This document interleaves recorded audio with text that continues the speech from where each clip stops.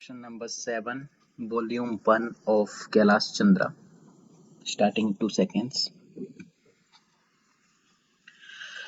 Now, I would like to say that with this measure we are now adopting, to my mind, it will not be possible to have this system or any other system functioning effectively.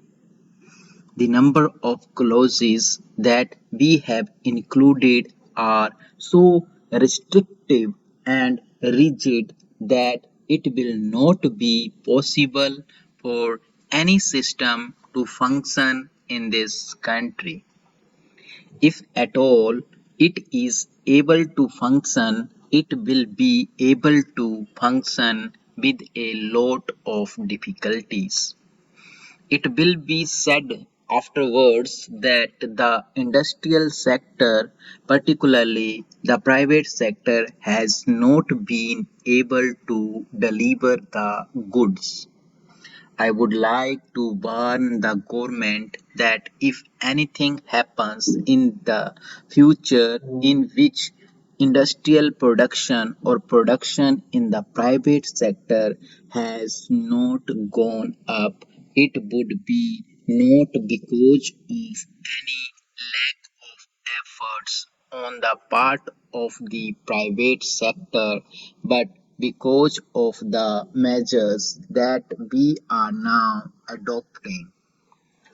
I have mentioned several times how this particular bill is very restrictive and how it will hamper the normal growth of companies in this country.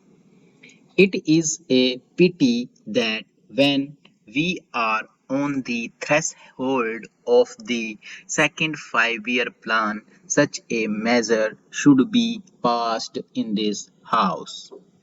I would now like to make a few observations about the speeches of some of the honorable members here. Shri Ashoka Mehta justifies the restrictions on managing agents by saying that managing agents are no longer the main source of finance. He also argues that profits have been high and will continue to remain high, and therefore he would like to see the managing agents being paid on a sliding scale. He is in the habit of referring to a number of books and making quotations from a number of them published in America or in other countries, and particularly by some of the professors. I would also like to mention to him that even when companies are floated, it requires a certain amount of confidence amongst the investing public, and it is because a particular firm is managing a particular company that this confidence is created in the investing public. Even there are, as the Honorable Finance Minister has said, there is a sort of overall tight control. New banks and insurance companies are not floated nowadays. What you have are the few banks which are existing and the few insurance companies that are existing. The other point is that the creditworthiness of the managing agency firm does count to a certain extent in getting credit from the banks and other financial institutions.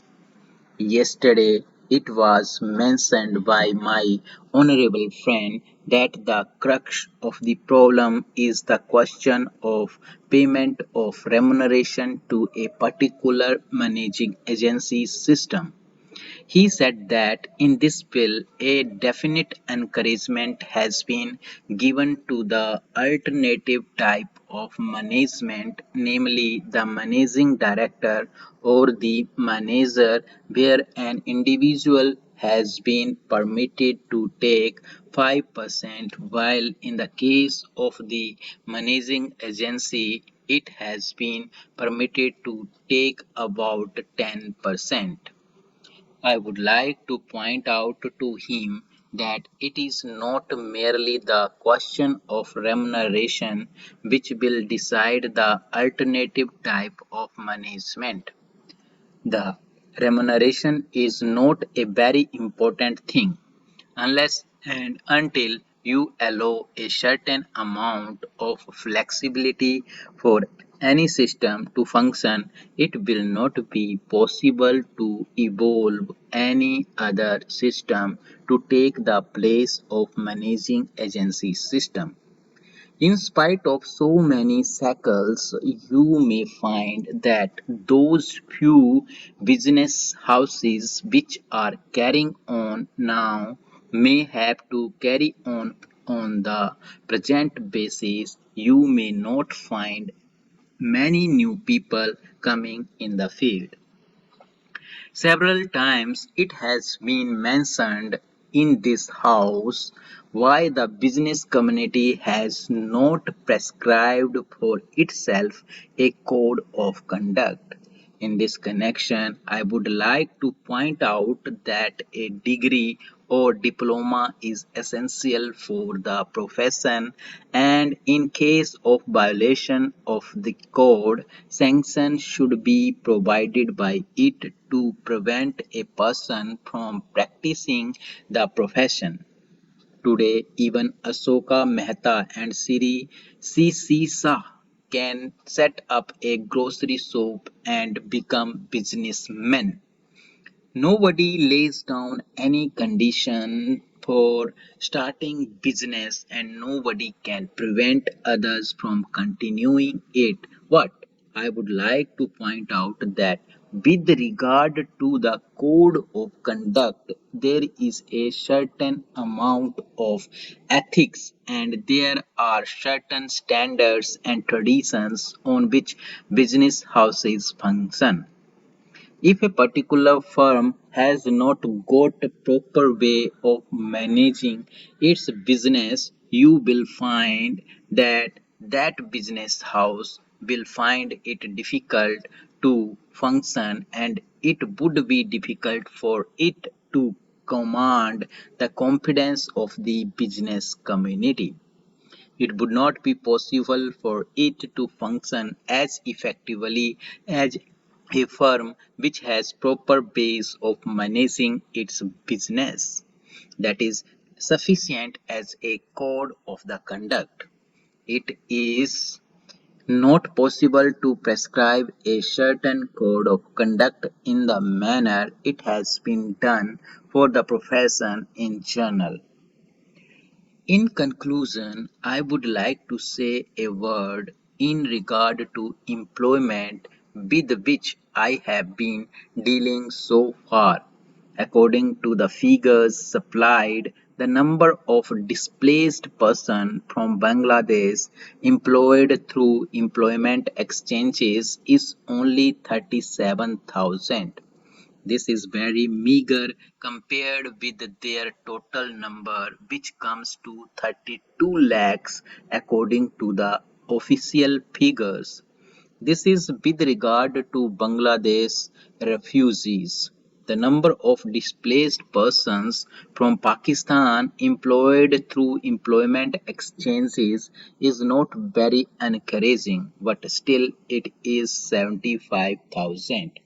I would urge upon the Honorable Minister to take this into consideration and see that something is done to find employment for these people. Of course, there is some expenditure incurred on general education and vocational training, but when we look at the number of persons who have been given vocational training, we find that the number already trained and under training is only 17,000. This figure also seems to be very small considering the magnitude of the problem before us.